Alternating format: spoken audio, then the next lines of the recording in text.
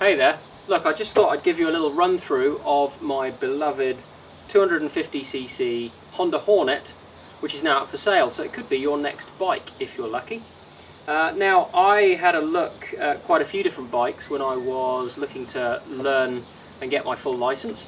I looked at the VTR 250, I looked at a couple of the Hyosungs, and I really liked the naked look, but the problem that I found with most of the bikes that are 250cc is that they've got very small frames. They're actually 3/4 or 2/3 size.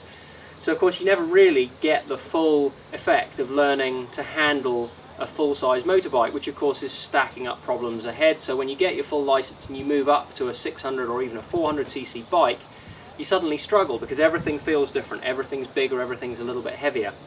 So the Hornet 250 is pretty much the only full-size 250cc learner bike that you can get. And the reason for that is in fact that the running gear and the frame, that's to say the suspension, the wheel size, all of that is the same as the Hornet 600 was in 1996 when this bike was built. Only the engine was the smaller thing. So of course that means that not only are you learning on a full-size bike, but as you're doing it, you're learning on a bike that has full-size motorbike suspension, full-size motorbike handlebars, full-size motorbike wheels, which means full-size motorbike handling, which on this bike is absolutely phenomenal. So the other interesting thing is that what I was saying earlier about it being a full-size bike could potentially put you off if you weren't 6'2" like I am.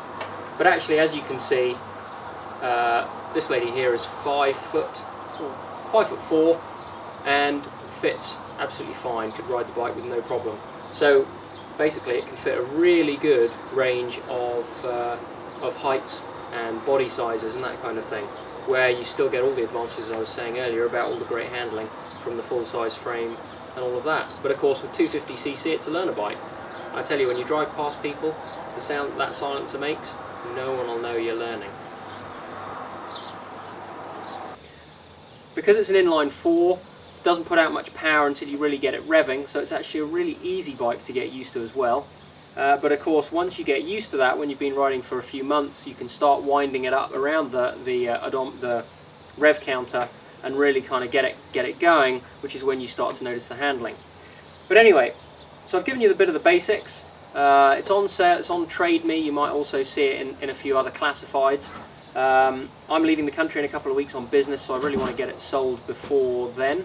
So look, I'll just give you a little quick run through, because this bike, as you can probably see, has had some really cool things done to it that just in my mind make it a lot more desirable, certainly unique. I've not seen another learner bike that has the style of this bike, so I'll just give you a little run through of all the extra add-ons that it's had done to it. So starting at the back of the bike, it's had a carbon slip-on silencer put on it. Now normally the silencers on Honda Hornets are high up here, which of course means that your pillions, when you carry some, have problems with the exhaust being right next to their leg, but more importantly means that you can't put any luggage on.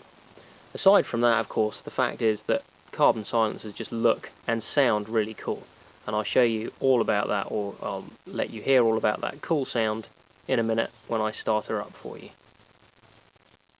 Another thing that's happened is that the rear fender has been cut down. So although it's still totally legal and you still get the number plate light, you still get the brake light, you still get the indicators, you don't have a huge bit of plastic hanging off the back of your bike to kind of ruin those beautiful sculptural lines that the Hornet definitely has. Now you might think this is quite a minor thing, but actually something else that's been done to this bike is that it's been reupholstered. Standard Hornets have quite a cheap looking vinyl on the seat, and this one's been reupholstered in a really cool crosshatch pattern material. So that means not only that it's a lot more comfortable to sit on just generally, but that you don't slide around as you can do in bikes without any friction on the seat. So this for me was what clinched getting the bike. The front end just looks like no other learner bike that you'll see. It actually looks a lot more similar to a Triumph Speed Triple, the coolest naked bike on the market. The reason is it's had a dual headlight conversion. Now these lights are actually from a Buell motorbike, which are obviously very, very high quality motorbikes. which means that not only do they look cool, but they're really, really bright, which is not only great for driving at night, but of course it means that when you're riding in traffic, people are much more likely to see you. The guy that I bought the bike off fitted the lights and fitted the screen, which comes from a Japanese bike of some sort.